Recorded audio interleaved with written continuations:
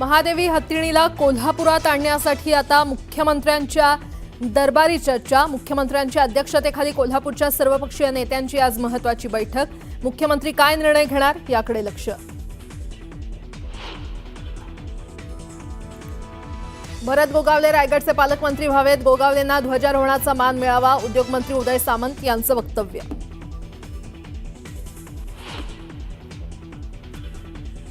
अजित पवार मुख्यमंत्री होईपर्यंत गप्प बसायचं नाही, राष्ट्रवादीच्या मेळाव्यात वैद्यकीय शिक्षण मंत्री हसन मुश्रीफ यांचं कार्यकर्त्यांना आवाहन।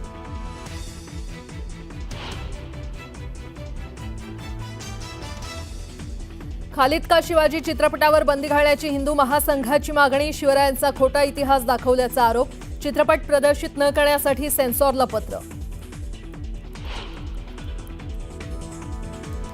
पोलिसांनी जातीय उल्लेख करून पुण्यात मुलींचा छळ केल्याचा श्वेता पाटील यांचा आरोप, अमानवीय चौकशीची ही कोणती पद्धत, पाटील यांनी उपस्थित केला सवाल।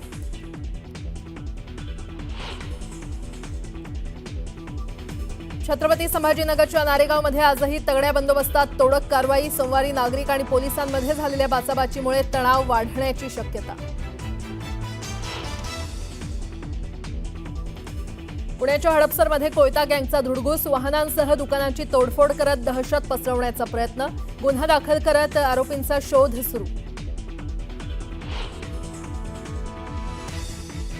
वर्ध्यातील खरांगणा आणि बांगडापूर परिसरात तब्बल 5 वाघांचा मुक्त संचार, सोशल मीडियावर व्हिडिओ व्हायरल।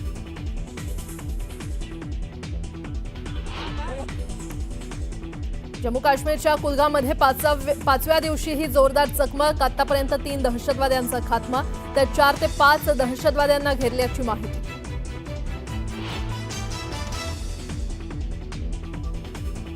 आणि ट्रम्पनी दिलेल्या टॅरिफच्या धमकीला भारताकडूनही सडेतोड प्रत्युत्तर, काही देशांची दादागिरी चालणार नाही म्हणत परराष्ट्र मंत्री जयशंकर यांनी सुनावले खडेबोल, सर्वांना समान न्याय मिळेल अशी हवी अर्थव्यवस्था।